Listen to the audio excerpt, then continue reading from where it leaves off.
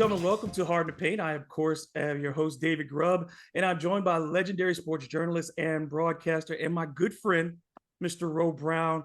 Ro, welcome back to Hard to Paint. It is always a pleasure to get to talk to you, just in general. But the reason I wanted to have you on today, we had the passing of Hall of Fame running back Jim Brown on Friday at the age of 87.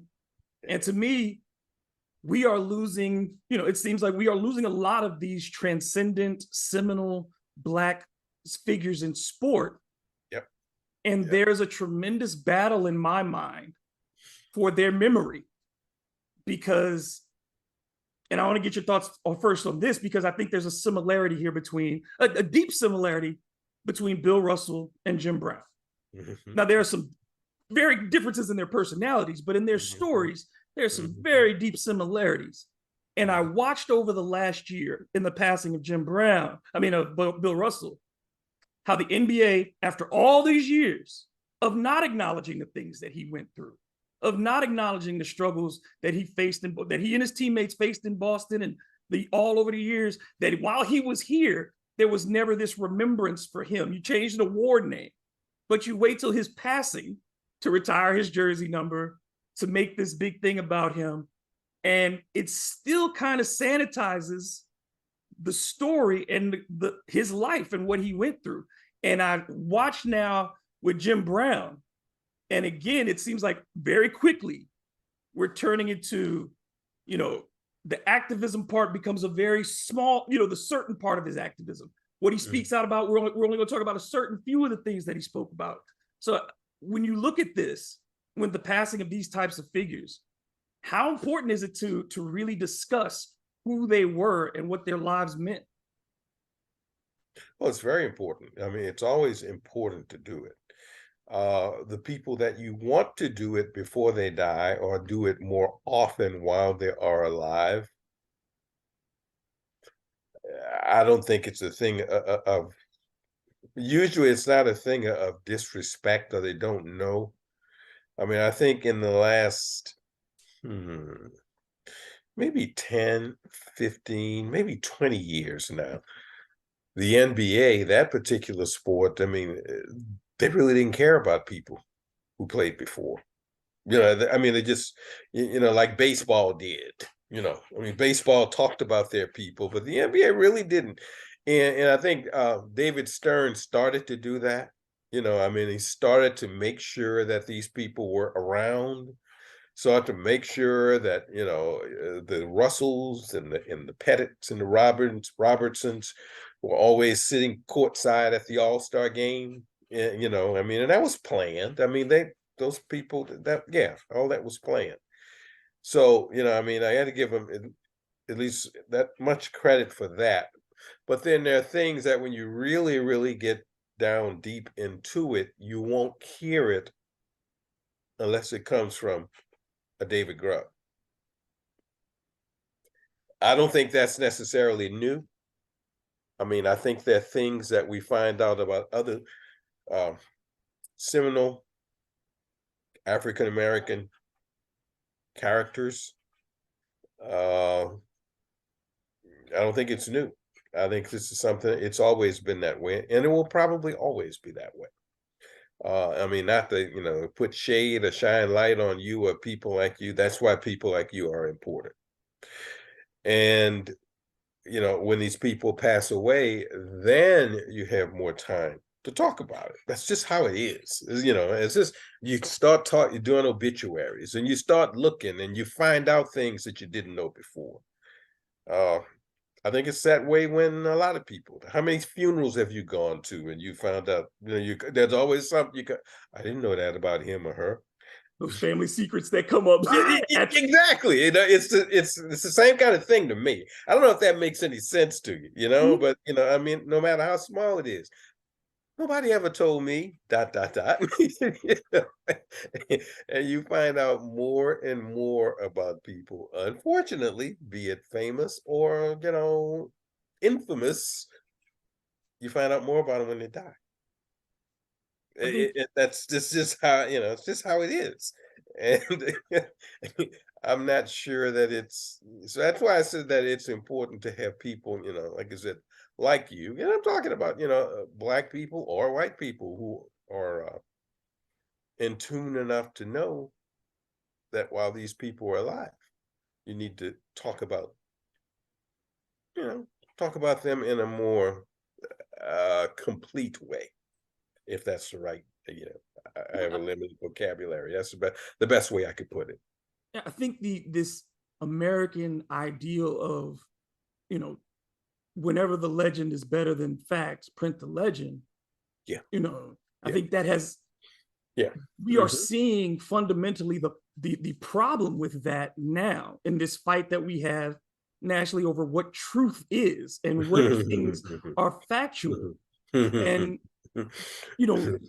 as opposed to what some people want to want be to be the factual truth. And and what they don't want to be factual. we talk about the unexamined life not being a life worth lived. Well, to me, I need to know the good, the bad, and the occasional ugly about people who may have done in their lives heroic things. Yes. But they are still human and flawed. Yeah. And I think that to Yeah. me is the ultimate testament to our humanity, is that we are not perfect, but we are capable of good things.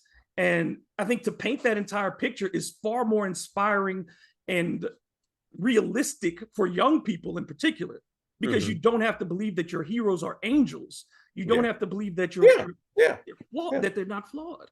Yeah, I mean, like I told some people yesterday on radio, I mean, there wouldn't have been any 12,312 yards and 106 touchdowns in 9 seasons for Jim Brown if he played now, because he wouldn't have, and he never missed a game in 9 years, because he would have missed a lot of games, because it was obvious he had trouble beating up on women. Okay. See Ray Rice, he would have problems. He just would have. It just looks that way. Okay, he would have missed some games. We have to acknowledge all the things that make him a product of his time. Yeah, I mean, he would have missed some games. However, the first his passing and passing for people like him. I mean, I'm not about to say that to the degree of how it's any tougher for me or than you or anyone else, but there are a few things I thought about yesterday. As soon as I heard he passed away, I thought about a lot of things, but one of the things I thought about was Leona Randall, who was my first grade teacher at McCarty Elementary School in the lower Ninth Ward. Wonderful, wonderful, wonderful teacher. Just like all of my elementary school teachers were in segregated schools. They're just wonderful teacher.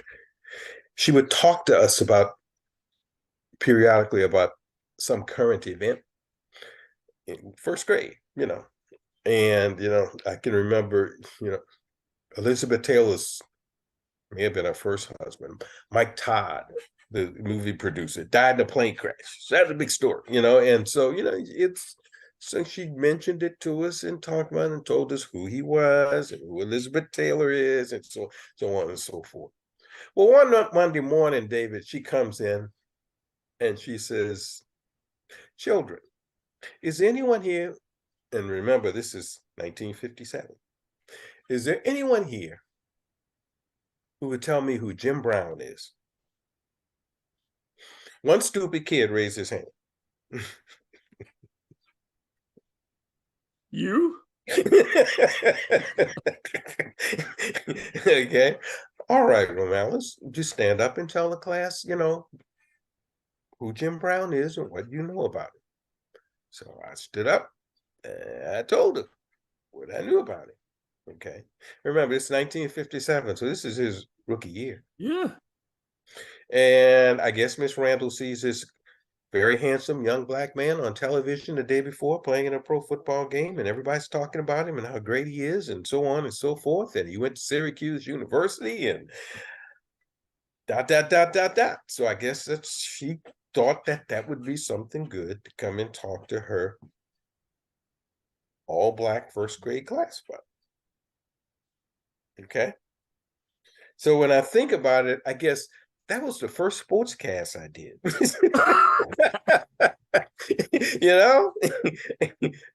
You know, I mean, all right, stand up, Romales, and tell us what you know. How did you become aware of him? Because again, How? I mean, like, My parents. your My father, parents. parents On big father? television. It was on television. He was on television. You know, there was Mhm. television then. I mean, he was on television. And I was started following sports a little Right.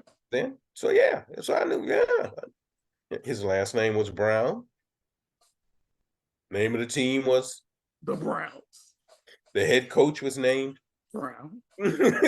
So yeah, so it if you're a 6, 7 year old or whatever I was then, it was, and the other thing is,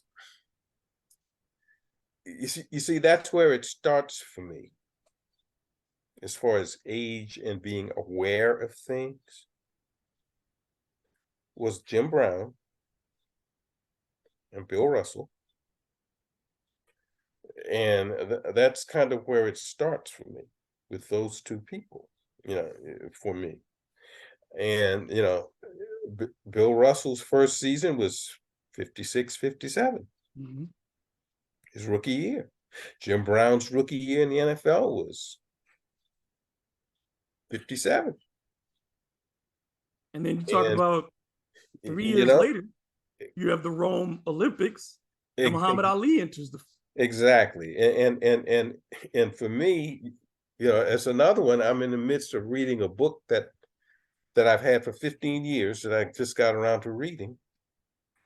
And it's terrific book by Dave Marinas, the great biographer. It's called Rome 1960, the Olympics that changed the world. Mhm. And the reason why I started reading it is because Ralph Boston died a few weeks ago.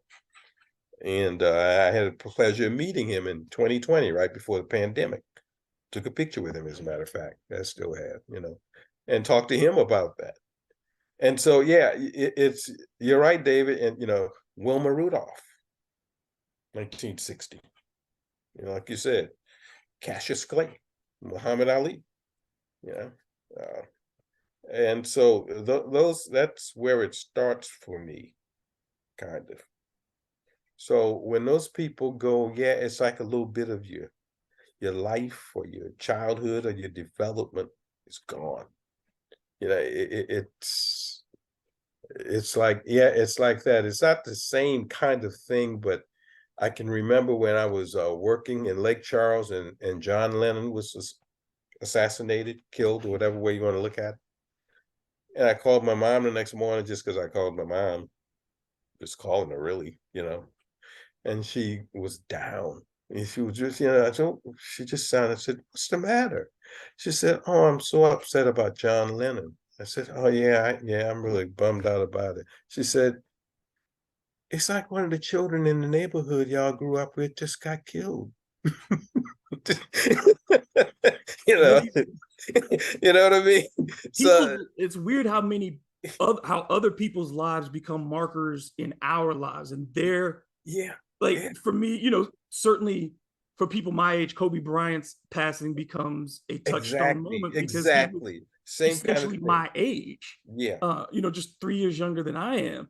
And, Mhm. and now watching the players of that generation, watching now Magic Johnson be old, Mhm. older, to Mhm. watch Yeah. Kareem now really be the last man standing Yeah. Yeah. from that group. This shirt that I'm wearing, it's Mhm. Kareem and maybe one or two other men left Mhm. from this Yep. photo from Yep. that summit in Cleveland. And those voices, I don't know if we heard them all enough Right. before they left us.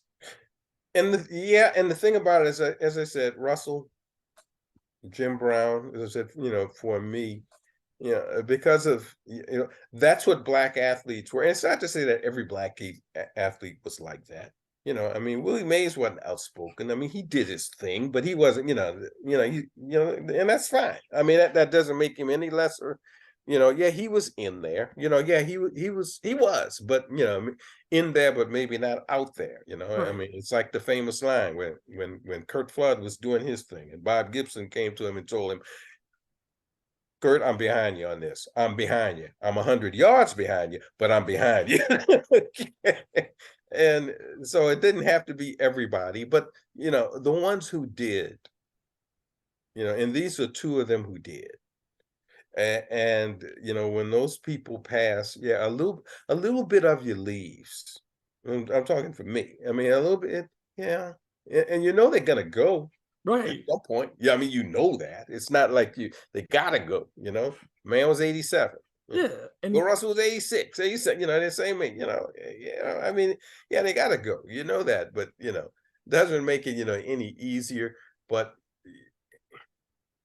it really makes people talk about them again, and you realize how unique they were.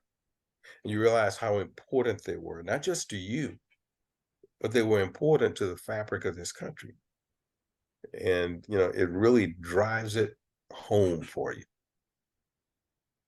I met Jim Brown once. You ever meet him? my dad met him. Hmm. The first person after I heard about it, I texted my dad and I said, you know, what do Yeah. you remember? Because I just wanted to know right in that moment, what does this mean to you, Pop? And he's like, he sends me this long text back and he said, I got to meet Jim Brown one time. He said he had Hmm. this golf event in New Hmm. Orleans. The Super Bowl was in town one year.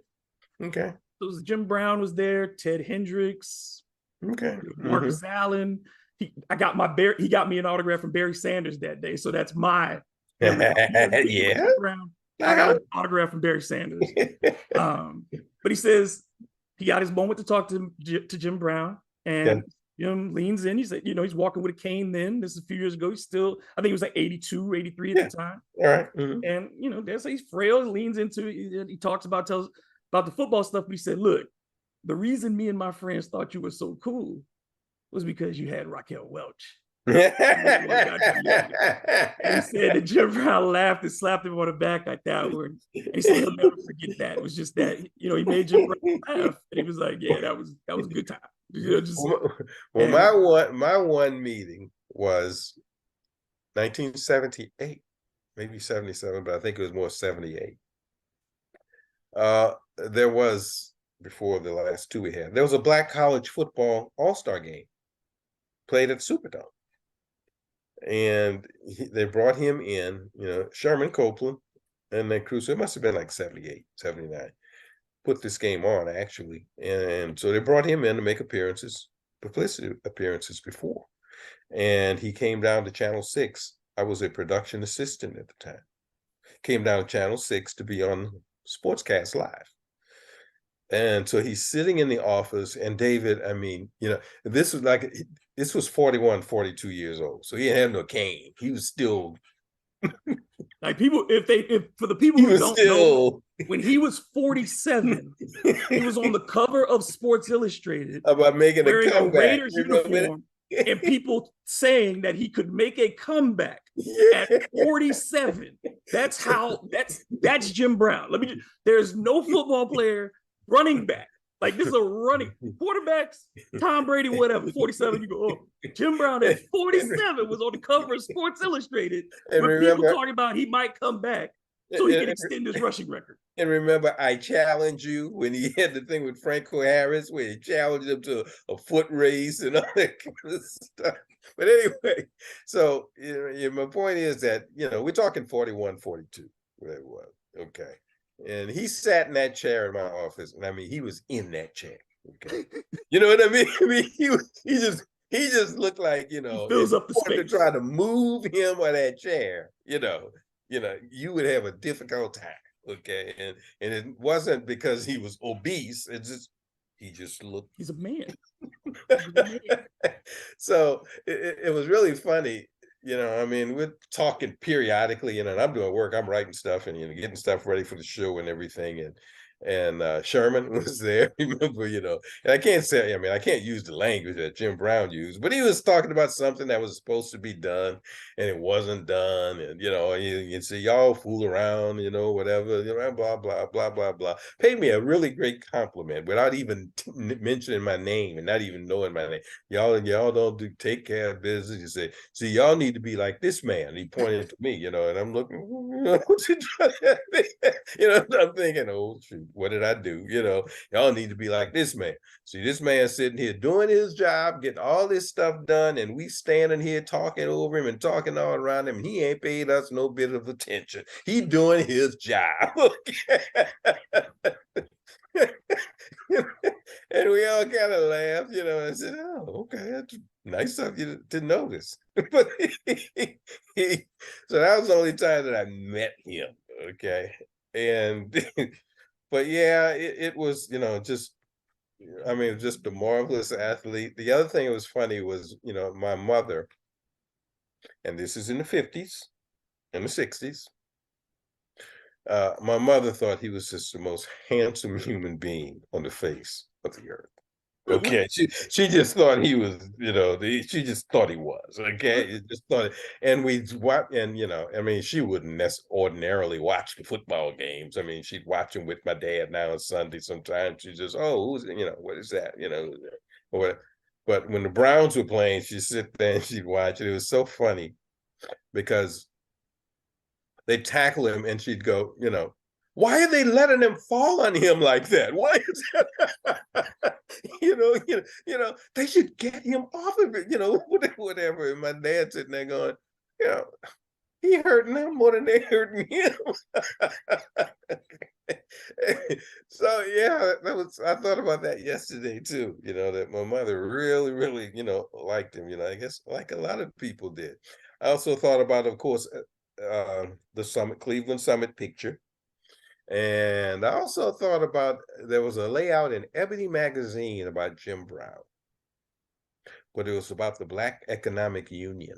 Yes, And I first the remember seeing Negro all these, Industrial Economic Union. yeah, black, yeah. I remember seeing all these pictures of him in a three-piece suit, you know, in a briefcase, walking to work, and in his office and all that. So, I don't know if there were any football action pictures in that. There must have been, but those are the pictures I remember about that layout because that's what the article was about.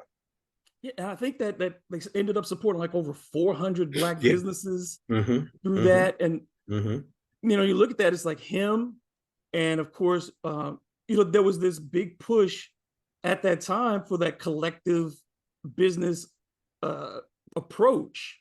Right. And he was not the only one, but he was, certainly in that area, he was instrumental in bringing a number of people together. Oh yeah. And it's interesting to me that he always had a mindset of the bigger picture. Like you go back to his entry at Syracuse, he understood that he was playing a different game than everyone else, even as an 18, 19-year-old, which I think is an exceptional quality to have, because I don't think you look at it now, and there's 18 and 19-year-olds who think that they have power with their NIL and getting this. This is a man who had to seize his own power in his career, in his life as a teenager. And did. I mean, it started early. I mean, people don't realize that, he played in the 1957 Cotton Bowl. Cotton Bowl in 1957 in Dallas, Texas. He wasn't the first African American to play in the Cotton Bowl. But just like all the bowls in the South, including the Sugar Bowl, they had a first, and then they had about a decade of, we ain't gonna have no more for a while. He certainly was the first. He was the part. He was the part. What's that? He's certainly the first Jim Brown to come to your town. Yeah, exactly. There weren't a lot of players who were going to be hit with that. Exactly. And that was 57, and they played TCU. Terrific article I remember reading a long time ago when Sports Illustrated did an article on their photos. And they picked the best photo, and it's a photo you've probably seen before of the TCU locker room before the 1957 Cotton Bowl. It's a really great picture. I think I probably have seen it. And No, yeah, and yeah, I'm sure you have somewhere, and you know they had at that time because this has been about 20 years ago, the second article, and they had the guys who were in that picture who were still around, kind of sitting in the same places in a similar picture, and well, he played against that team, and like I said, it was 1957, and what did he do? 3 touchdowns, 130 something yards, kicked 3 extra points, had 1 extra point blocked, and that's how TCU won the game. But so this came early for him, even before he became a professional. denied the Heisman. Should have been the first Black Heisman winner. Well, yeah, yeah, I guess. Now what Paul people Hornung just versus Jim wait, Brown. that's wait. Now back up. Back up. You have a hard time convincing me. Wait, back up. All right. Yeah. You do realize he finished fifth. It was wrong. No, just wait.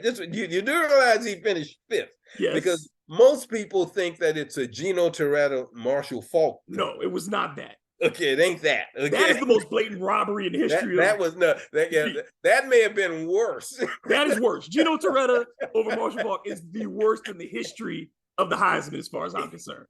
Okay, I'm getting old. I got old age now, so let me try and think. And both of these people all told you, I mean, with straight faces, that Jim Brown should have won it. One of them was Paul Hornung, who did win it. Played on a losing team. 2-8.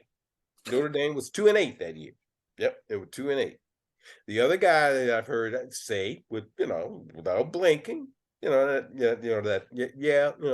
should have won it, was the guy who finished second, and that was Johnny Majors, who's the coach of Tennessee. In Pittsburgh. And then that's the University of Pittsburgh. Yeah. The other people, Tommy McDonald, who played for Philadelphia Eagles. Right. Exactly. Hall of Fame wide receiver for the Wide receiver. Yep. Tommy McDonald, and the other was who ended up playing for the Cowboys. Oklahoma teammate of Tommy McDonald, Jerry Tubbs. I saw him play with the Cowboys because he was a linebacker. Jerry Tubbs finished fourth, and Jim Brown finished fifth. Well, I mean,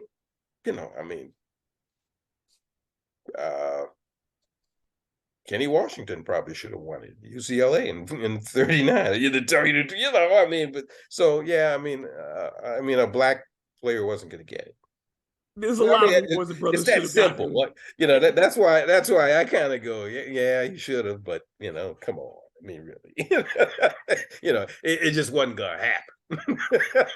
No, really. I mean, it wasn't gonna happen. Where do you put him in the ranking of the greatest college athletes of all time? Ooh, because to me, there's a certain class, like when we forget how great, Jackie Robinson was an All-American at football, was also an All-American at track.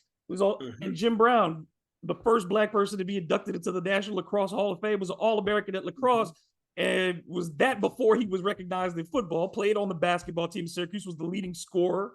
Was on the wrestling team as well at Syracuse. Was on the whatever there was. He played baseball too, I believe, at Syracuse, didn't he? I don't think he played baseball. I think it was lacrosse, basketball, football, track. Yeah. Okay. So still a four-sport athlete who did all of them at an exceptional level. How does he rank amongst the great all-around college athletes of all time? I mean, he has to be up there. He has to be one of them. I mean, he has to be. I don't see how. I mean, I was trying to think of some more people. It's like Jackie and his bow. And there are some other people, but Jackie Robinson was the national champion in the long jump. The national baseball was his worst sport. Baseball was likely Jackie's worst sport. He hit 100 something in baseball at UCLA. 100 something. And they said he couldn't field for nothing. Yeah, terrible 100 something in baseball. He he set a lot of records in basketball at UCLA. Some of them were still around when Goodrich and Hazard got there. Yep. Okay, in the early 60s, as far as Jackie Robinson was concerned. Lacrosse, he probably, I mean, people who I don't know, but I'm just going by what people who were People who, yeah. supposedly lacrosse people say, that he was the greatest lacrosse player that the country has ever produced. And when they say that, David, I think about, well, he led it 2 years. How many games could he have played? Maybe 60. Can't be that. Yeah, it couldn't have been that many. Okay, Maybe. It couldn't have been that many. I do know that he was, he wasn't a decathlete, but they put him in the decathlon, and he competed in the national championships, and he finished fifth. He We have finished to fifth. include Wilt, of course. Wilt is somebody we have to put in. Oh, wait, that's what I was going to say next. Wilt was somebody like that too.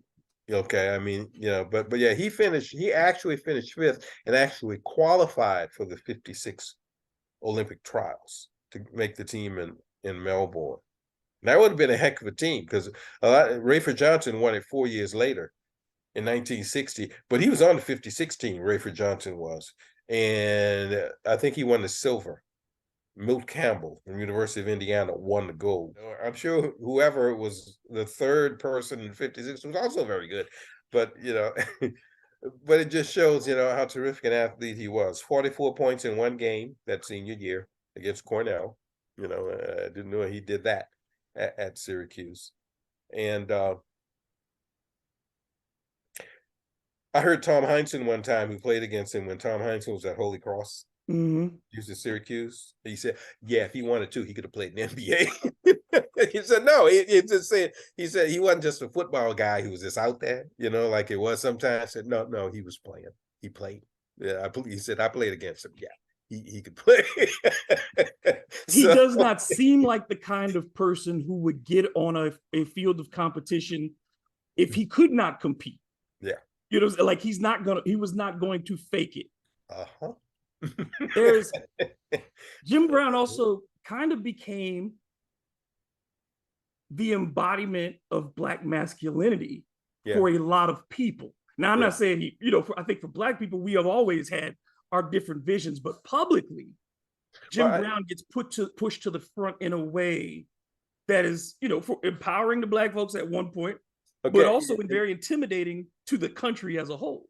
Okay, and I don't think, if he'd gone on and if he played beyond 1965 and played until, say, 1970, and if there were never any film career, I don't think they'd think about him that way. No, I don't think career it cements it. Yes. Yeah. I don't think we would think about him in that regard, the way people do about him being that symbol of Black masculinity. You see, Sidney Poitier was masculine also. Yes, he was. but not physically imposed. But this was different. Okay, there's a level of physicality that he brought. Yeah, Sidney Poitier wasn't a softie. I mean, I'm talking about the people. The persona in the movies. He was a distinguished. He was, restrained character to Sidney, even when he got angry. Exactly. There's still a very this one. This is different. Okay, this is different.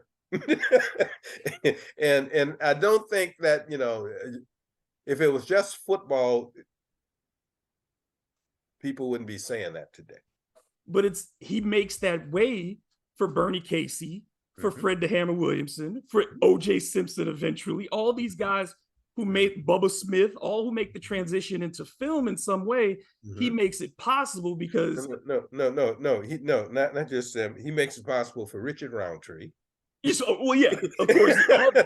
Okay, he becomes the first real Black superhero, and just about any Black male actor that we can think of right now to have, a strong, overbearing, masculine, sexual thing. Like, people forget that just athletes, but that sexuality is a big part of it, because there were, as we see still to this day, there's this very hard thing for Hollywood to put Black men on screen acting in a normal sexual manner. Right. And for him, especially the Raquel Welch thing, which just him to be the first Black man in a major film to be making out with, she's Hispanic and Mexican, but in America she's white. and they're on a 40-foot screen kissing each other. That was something America had not seen. Well, you tell your father there ain't much age difference between he and I, okay, in that regard, okay? Oh yeah, y'all about the same year, I believe. I think y'all same year. Yeah, I understand what he means. I understand what you're But saying. look, I think I'm still. Look, I understand Raquel. All right, I get it. I get it. That woman hung on well into her 70s. She got the Tina Turner gene, you know, and they're just stay looking all right. I'm just thinking about it. She just passed away. She did, yeah. Yeah, I'm just thinking about that now. I mean, within the Last couple of years, yeah. No, it's been more recent than that. I think it's I know been her less than daughter a passed year. away too.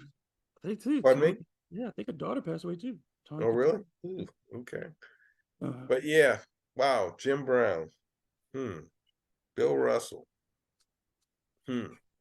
Another thing that I wanted to make a point about, and it doesn't have to do with Jim Brown actually, and I made this point on a couple radio shows yesterday. The Cleveland Summit picture, the famous picture. That's not Kareem Abdul-Jabbar in that picture. that's Louis That's Ferdinand Ferdinand Alcindor. Louis Alcindor Jr. And by that, I mean that he just finished his sophomore year of college.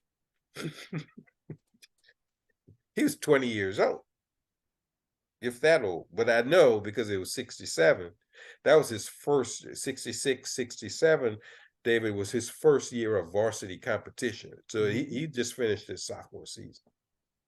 National And Player for of the Year. him to be in that group and for that group to want him to be in there, And he's sitting front and center. there's a lot. He's right there. Yep. And people forget he turned down the Olympics, did not go, all those things. There's a lot. I don't know if you agree with me on this one, but I also said this yesterday. As terrific as that picture is, with all of those people and all of those personalities and all of that intelligence and all of that talent, Jim Brown dominates that picture. I think. Whenever I looked at that picture, I mean, he wasn't the only one I looked at, but he just dominated. When we keep talking about his presence. He dominated that picture to me. As I recall, I mean, he was just one of the people sitting, but he dominated the picture. I don't think it's possible to see him in any group in your, like any picture that you see of him. To me, you are drawn to him. Right. In that, because like you said, it's more than just, we've seen football. He's not the biggest football player I've ever seen. No. Not the biggest man I've ever seen, not by a long shot. No. But there are people who are giants physically who have no presence. Right. And then there are other men and women who just, when they come in, they suck up all the air. Yeah. And Jim Brown was one of those people that you watch, no matter, whenever I saw him when he was talking to gang members and they show those things, and you watch these guys who never saw him pick up a football, don't know anything about that, but they are enamored by him. They are hovering over him like he's a prophet. When you see these other young players who do know what his exploits, and you watch them, and you watch coaches to this day, you watch a guy, you ask Bill Belichick to this day who the greatest football player who ever lived was, and he did it before you get the question out of your mouth. He doesn't hesitate. He doesn't hesitate. It's not like, and they do the top 100s, and we've seen Jerry Rice put at the top, and we've seen Tom Brady put at the top. We've seen Joe. If you ask anybody who played Jim Brown, it's not even this is what you say. In basketball, we debated about Kareem or Jordan or LeBron. In football, until they stop snapping that thing, it's going to be Jim Brown. Yeah. Somebody asked me one time, well, it wasn't recently, I'm sure somebody will ask again, how do I think he would do today? And I said, well, the game is different now. Okay. Game is very different now because they throw the ball more now, throw the ball a whole lot. And, running backs are pretty much, this isn't the 70s. Running backs are looked at as a dime a dozen. We went through a time in the 70s where the first player in the draft was going to be a running back. That was a given. It was going to be a running back. So, but if you're asking me how I think he would do today, and if you want to say how he would have done any time between the time he ended his career and today, if you had a running back coming out today who was 6 feet 2 inches tall, weighed 230 pounds, could run as fast as he could, and had a 28-inch waist, and went to the combine, would you draft him? Bijan Okay, Robinson went what? even in this day of passing, would you Bijan draft? Robinson went what? Went what? Eighth out of Texas. Bijan Robinson went eighth. Who was that? Yeah, and that was high. Jim Brown go higher than Bijan Robinson, and that was high. But yeah, I mean, would you draft him? And do you think he could play now? Okay, Look, with those measurables, okay, do you think he could play now? Well, yeah, he's going physically, he can play, and mentally, I think the biggest thing for greatness to me is always the mental part. Mental, yeah. And when coaches talk about Jim Brown, what they all say is he understood angles. He understood how, and one of the most important parts of his career, the reason he was able to play game in and game out is because he knew how to take a hit. Right. And he knew how to deliver hit. The whole mythology of he went down the exact same way every time, got back up the same way. Thing of getting up slowly, like he wouldn't be able to run the next play, and and then he runs did that for a reason. He did that for a reason. Okay, he was thinking about how they would react. He didn't want them to know. Like I said, I mean, you can't play football during that era and carry the ball as much as he did and not end up at 87 years old with a cane. Okay, it ain't gonna happen. All right, so yeah, he was getting hurt, but he didn't want them to know it at the time. And they never could read him. Yeah, and that exactly, that ability in the fourth quarter to look the same way that you did in the first, to still be able to get yardage and have linebackers and linemen fear you. Yeah, like they're very, and not in the way that you're going to embarrass them like Barry Sanders. You're gonna cut on a dime. No, they feared that he was going to touch them and light them up. It's like having Earl Campbell with Bo Jackson's speed. He could run over you, he could run through you, he could run around you, and he could run away from you. Basically. And that's all you're asking for out of a back. Yeah. Like, what else do you need? Basically. What else do you need? And we're talking about what? In 9 years, he won 5 rushing titles, right? The only player. Yeah. The only player to this day to have retired with averaging more than 100 yards per game. Right. He and Barry Sanders, the only two to average 5 yards a carry for their career. 5.2, as I recall, something like, but it was over 5. Yeah, it was just over. Barry's 5 flat, and I think Jim is 5.2, something like yeah. They're the only two to do that. He still owns just about every Cleveland Browns record that there is. You mentioned Barry Sanders. I always remember seeing an interview with him, and he was his daddy, his father. Yeah, that was so never be. You ain't never gonna be. He said, son, I'm very proud of you, and you really are a great football player. You see them people telling you that you're better than Jim Brown? Don't believe that, son. You my son, but you ain't better than Jim Brown. And that again tells you the kind of power of that. Like, your son is Barry Sanders. And you're telling him you ain't close. I've watched every one of your games, son, and you ain't that. I love you. That's so funny. You ain't that. Hey, that's a. Oh boy! Come on, can you? I mean, that's like if Michael Jordan's mother said, "You ain't Dr. J." No, his hold on the sport is Babe Ruth like.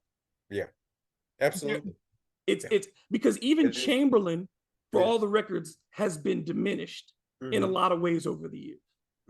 But Jim Brown and Babe Ruth still hold on to that larger than their sport persona. Now, let me say that, I saw Jim Brown. I met Jim Brown 12 years after he retired. Okay. But, still the most physically imposing athlete that I've ever seen was Will Chamberlain. Because I saw him at 30 years old playing basketball. When he was 30 or 30. And he's still the most,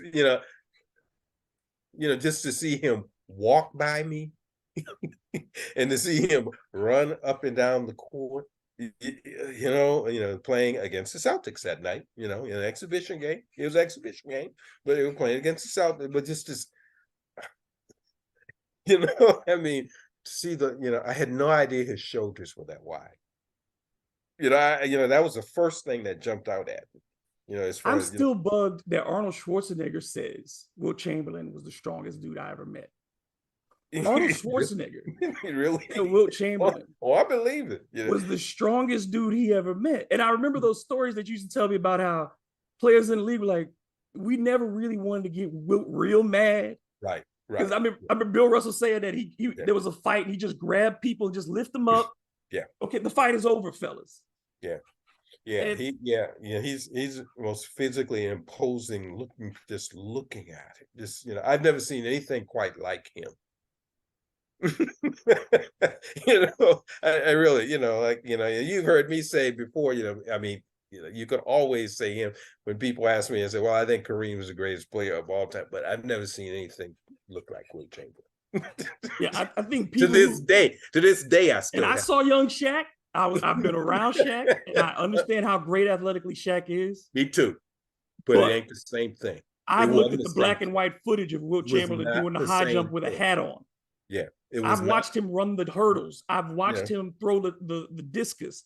I have seen him jump over the basket essentially to block shots. You have seen him handle the ball on a fast break in the middle of a fast break. Okay, He like dunked free Magic throws, Johnson. and they had to change the rule because he Yeah, dunked free throws. it just, I hadn't seen anything quite like him Like, still to this day. But James Nathaniel Brown, all my people are gone. William Felton Russell, Wilton Norman Chamberlain, Jack Roosevelt Robinson. I mean, we got, I think, Muhammad Ali. The person who I think we need to really, who this reminds me all that we need to really pay attention to and tell their story properly is Oscar Robertson. Yes. Oscar Robertson. I was going to say him because he falls in with that 60 Olympic thing too. Oscar Robertson. To me, Oscar Robertson's story is one of the most tragic and most inspiring. Because to this day, what happened to him in high school and what happened to him, University of Cincinnati, all these things that he Cincinnati, it's just, and the fact that people look at him, and it's a lot, and it's similar again to how Hank Aaron was viewed at the end of his life, and people say, why can't you get over these things? You didn't experience them. You don't get to tell a man that was a long time ago. Because I don't know if you watched, I'm sure you have. You watched the Reggie documentary. No, I didn't see it. Reggie? No. Jackson? No. And Reggie's, Reggie, of course, another one of those people who comes of age, the brash black athlete in the 60s, late 60s, early 70s, who follows in that line of being openly defiant to the status quo and unapologetic in what he wanted as a man. Right. And Reggie, there's a part where he goes visits Hank Aaron at his home. They're still very close. Well, very close up until Hank's passing. And he talked, and they were still Hank's still like, the reason I got an office in Atlanta is so they can tell people that Hank Aaron got an office in Atlanta. Like this, the man, like he's at that late age in life, he still was willing to tell you exactly what time it was. And I think that we are losing that because we watch in an age of when we had the bubble and the NBA players, there was this group, the George Hills, the Kyrie Irvings, even, who wanted to make their stand. And yet I think it is telling of this time that LeBron James's voice of we need to be playing basketball. To me, that's important. That's the importance of him right now. To me, LeBron James, that is. To me, I like the whole 38-year-olds still playing and can still play, and that's good. I like all that, but it's also the other stuff. Okay, I explained to somebody asked me, why do people hate LeBron James so much? Why do people put him down? I said, well, because part of it is the Michael Jordan shadow. There are people who have sworn allegiance to Michael Jordan, and they kind of deep down think that, he might challenge Michael Jordan. So they look for anything they can about him that's negative. You know, the other half of the people who don't like him is because he didn't shut up and dribble like Michael. That's the other part, okay, of why.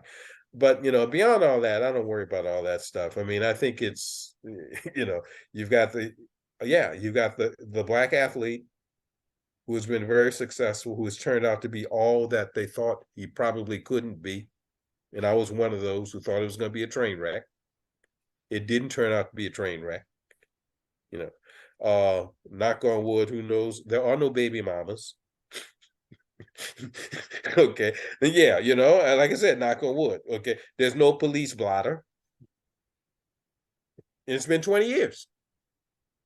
Okay. There's no, he may be betting. Nothing. Okay. And all that he does, as far as activism is concerned, if it's no more than speaking out, but all he does there with the education thing there in Akron, with that school and all. So I think LeBron is an imperfect vessel. yeah, but they are. Everybody is exactly. Yeah. There's something. There'll be something. Or they might be more. Yeah, okay. Yeah, I mean, that's because fine.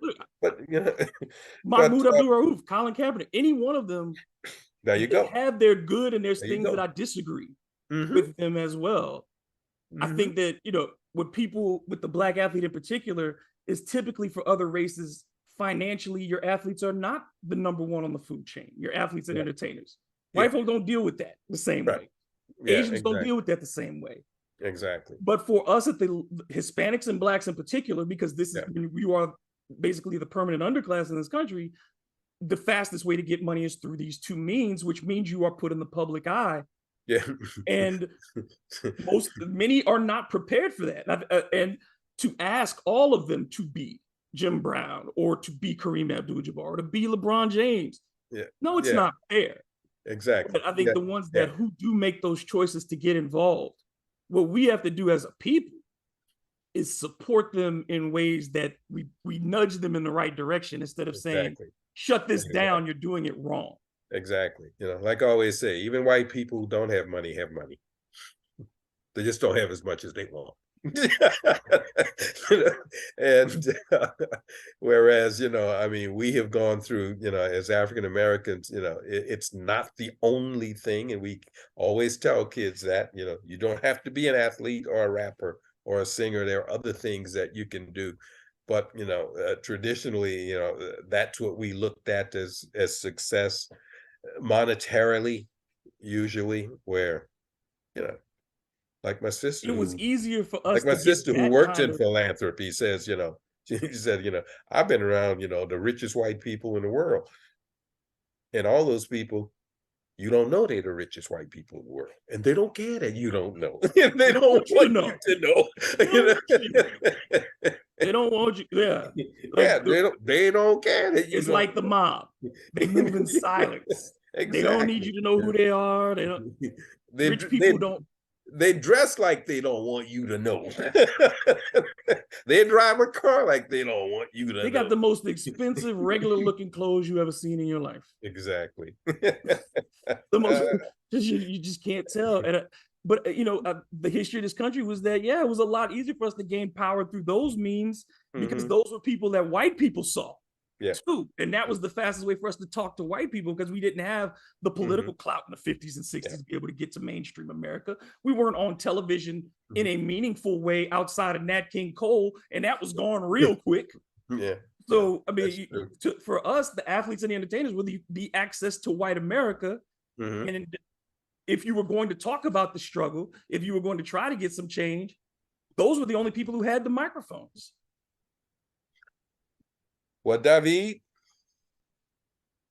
I hope I didn't bore you too much. No, sir. No, sir. I think it's important, I mean, that it's important that once again, we've lost, and when I say lost, I don't want to feel like it's a doom and gloom kind of thing, but we've lost, somebody who, in losing him, I think we need to be reminded of how important people like that are and the things that they did and how they did these things, how important, those people were.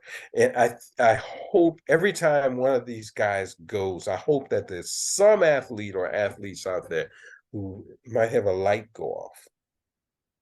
Okay, might have a light go off and realize that, we are talking about this person not just because of what he did on the field, because there are a lot of great athletes who pass away every day that we watched on television, but there are only a few that we talk about the way we talk about a Jim Brown or a Muhammad Ali or a Bill Russell, or a Ralph Boston or a Wilma Rudolph. Okay, which is another thing you think about. I mean, because these people, Bill Russell and Jim Brown, when you think about it, were the first African-American superstars in their respective sports. Yep. Okay, prior to that, there were black people, but they couldn't be stars. They were black athletes, but they couldn't be stars. They weren't allowed to be stars, even if they could be. Okay. And these were the first ones that came about that, where people watched the game that Sunday because they wanted to see them. And then what they did off the court was the reason why we wanted to see them 50, 60 years after they stopped playing. And so that's why those people are important to me.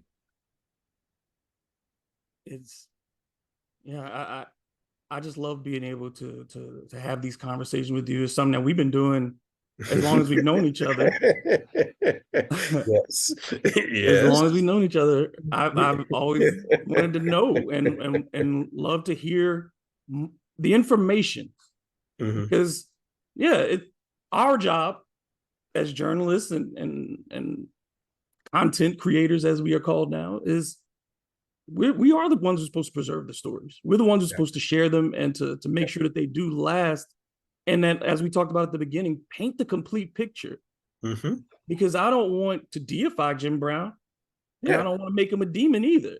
Yeah. But telling his whole story is something that I think makes him more relatable to most young men and women. If you can understand that, he did some bad stuff. He did some great things. But ultimately, I think he was trying to live a life that meant something. Yeah. And that's the best we can do. You're right. And his life did indeed mean something. He was successful in that way. Yeah. I think that's a good way to wrap it right there. He lived a life that meant something. Thank you so much, Ro. Thank you. We will definitely talk again. Hopefully next time when we talk about somebody passing. Yeah, maybe not. Yeah, maybe not. Maybe we'll talk about something else. Maybe we'll talk about Wake Forest being #1 in baseball. Right, we're gonna win. Can I love this more? I cannot, because living in Louisiana and watching LSU, which was #1 all year long, everybody, this is the greatest baseball team LSU's ever had. Right now, my David Deacon's sitting atop most wins in the country. Already clinched everything they could possibly clinch. Oh, I love it. I never thought this was the greatest baseball team LSU ever had. I never thought that. But anyway, But that was the hype coming in. I know it was, but I never thought that. No. And nothing against LSU. It's just nothing. I never thought that. No, I never thought that. I just didn't. I'm going. Oh man, come on. I think it's you got one pitcher, man. You got one pitcher. You had teams where you had 4 or 5 pitchers. Okay, yeah. They're doing this, and it's like every time I'm listening to it, like, oh yeah, we got Paul Skeens. Yeah, There's 3 more pitchers. Some of these other teams, they had pitchers. Wake Forest got 4 of them. Yeah. Okay, we'll see. So for Ro Brown, I am David Grubb, and thank y'all so much again. Please like, please share, please subscribe, please rate. I will be back soon with another edition.